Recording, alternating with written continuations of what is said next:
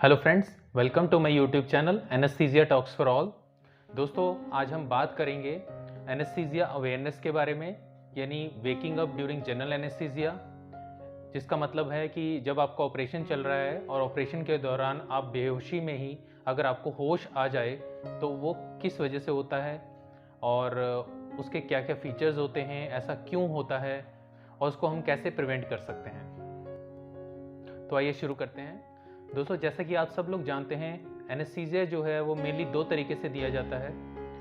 एक spinal anaesthesia होता है, एक जनरल एनेस्थीसिया। स्पाइनल यानी जिसमें बैक में एक इंजेक्शन लगाया जाता है और जिससे नीचे नीचे वाला हिस्सा जो है वो सुन्न हो जाता है। जनरल एनेस्थीसिया का मतलब होता है जिसमें पूरा बेहोश किया जाता है पेशेंट को और उसमें पेशेंट बिल्कुल सो जाता है। जो जनरल एनेस्थीसिया है, यानी अगर बैलेंस्ड एनेस्थीसिया की बात की जाए, उसके तीन मेन कंपोनेंट्स होते हैं। यानी अनकॉन्शियसनेस, जब पेशेंट बिल्कुल बेहोश हो जाता है, अनकॉन्शियसनेस का मतलब है, और उसके साथ उसको एमनीजिया, यानी उसको कोई भी मेमोरी नहीं रहती, उस समय की कोई भी मेमोरी नहीं रहती। नेक्स्ट होता है मसल रिलैक्सेशन, कि उसके बिल्कुल जो मसल्स होती हैं वो रिलैक्स हो जाती हैं एनेस्थीसिया के दौरान। थर्ड होता है एनाल्जेसिया, उसको कोई पेन फील नहीं होती। तो बेसिकली ये ट्रायड होता है, ये तीन कंपोनेंट्स उसके मेन होते हैं बैलेंस्ड एनेस्थीसिया के। जब इन तीन कंपोनेंट में से अनकॉन्शियसनेस और एमनीजिया, जब इनका डाउटफुल हो जाता है, यानी पेशेंट अनकॉन्शियस नहीं रहता और एमनीजिया मतलब उसकी मेमोरी जो सो कॉल्ड नहीं होनी चाहिए थी, उसको मेमोरी याद होने लग जाती है, याद आने लग जाती है, क्योंकि पेशेंट अब होश में आ चुका है तो उसको डेफिनेटली मेमोरी भी रहेगी। तो इस कारण की वजह से जो एनेस्थीसिया अवेयरनेस है या waking up during general anaesthesia, इस वजह से ये होता है।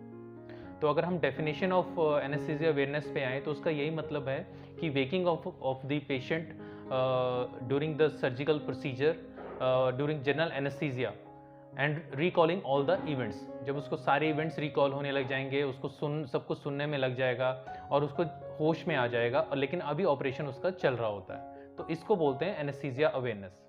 इसकी फ्रीक्वेंसी की अगर बात कर लें तो 1 to 2 इन 1000 पेशेंट्स ये देखने को मिलता है।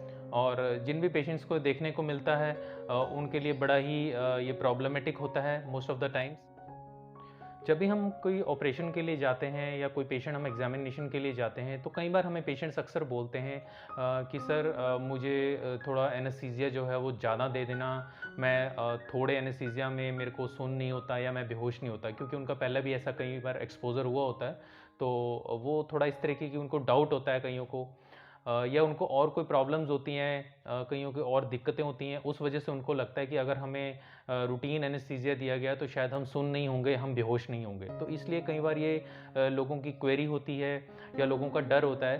तो आइए हम बेसिकली कुछ जान लेते हैं कि जो एनेस्थीसिया अवेयरनेस है, इसके कारण क्या क्या हो सकते हैं, क्यों ऐसा होता है, किसी किसी पेशेंट में होता है और किसी किसी पेशेंट में नहीं होता है, तो उसके मेनली जो नोटेड कॉजेज़ हैं वो क्या क्या हैं।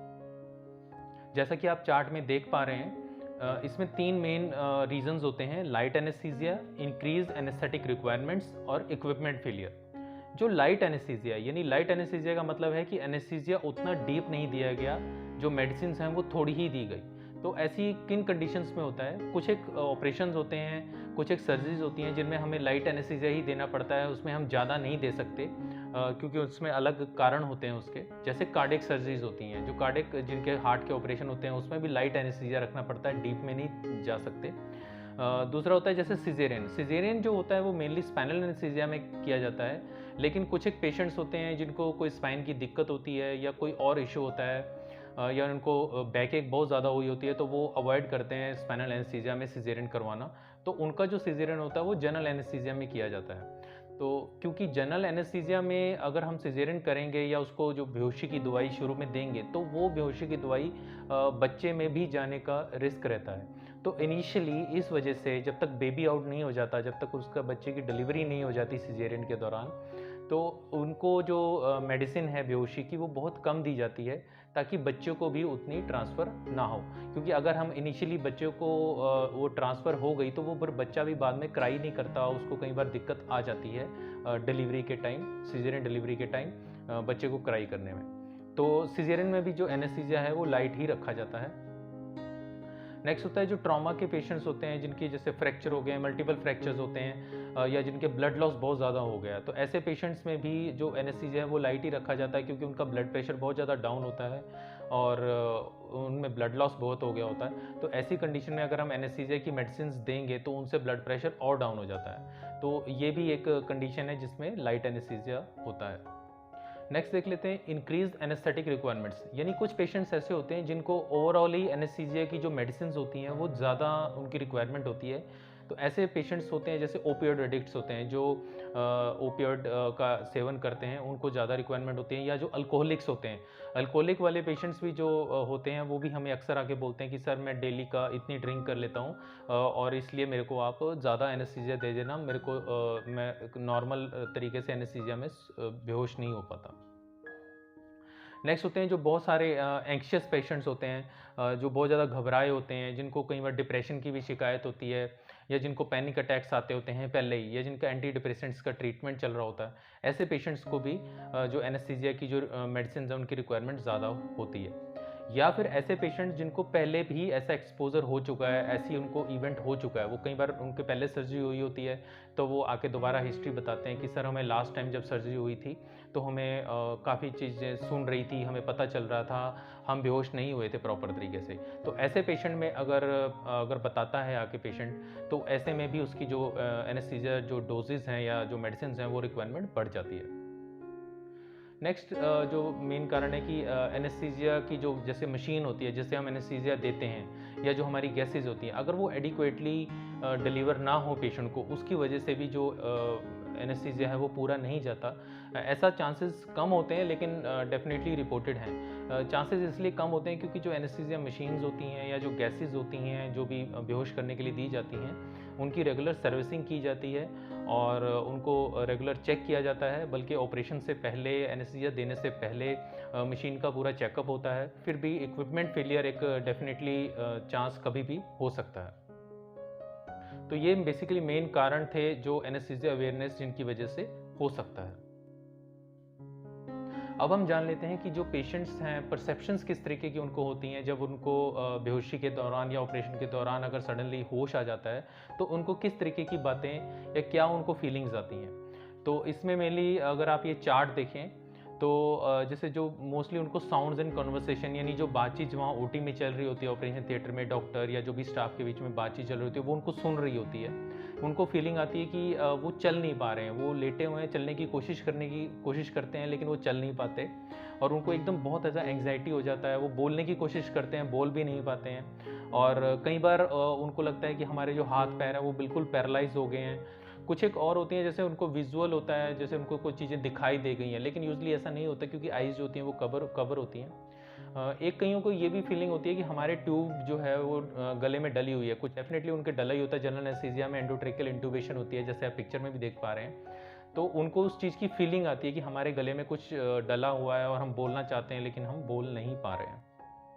इसके कुछ आफ्टर इफेक्ट्स होते हैं, जैसे जो पेशेंट्स होते हैं उनको बाद में जाके बहुत ज़्यादा डिप्रेशन हो जाता है, या उनको एकदम रात को उठ के बैठ जाते हैं, नाइट मेयर्स आने लगते हैं, स्लीप डिस्टर्बेंस हो जाते हैं। उनको कई बार पोस्ट ट्रॉमेटिक स्ट्रेस डिसऑर्डर एक एंटिटी होती है, उनको एक बहुत ज़्यादा वो उस चीज़ को फील करने लग जाते हैं कि हमें समझ नहीं आ रहा कि हमें ऑपरेशन के दौरान क्या हो गया था, और वो बार बार उन्हीं इवेंट्स को रिकॉल करते हैं। ये आफ्टर इफेक्ट्स होते हैं इनके। इसमें टिपिकल जो पेशेंट्स आके बोलते हैं वो यही बोलते हैं कि I felt so powerless, there was just nothing I could do, I couldn't move, couldn't scream, couldn't open my eyes. ये टिपिकल एक इस तरह की लाइन होती हैं जो पेशेंट बोलते हैं कि मैं बिल्कुल बोल भी नहीं पा रहा था, मैं आइज़ भी नहीं ओपन कर पा रहा था, और मैं कहना चाहता था, मैं मूव करना चाहता था, लेकिन मैं कुछ नहीं कर पा रहा था, लेकिन मैं सब कुछ सुन पा रहा था। तो ये जो टिपिकल फाइंडिंग है ये एनेस्थीसिया अवेयरनेस में होती है।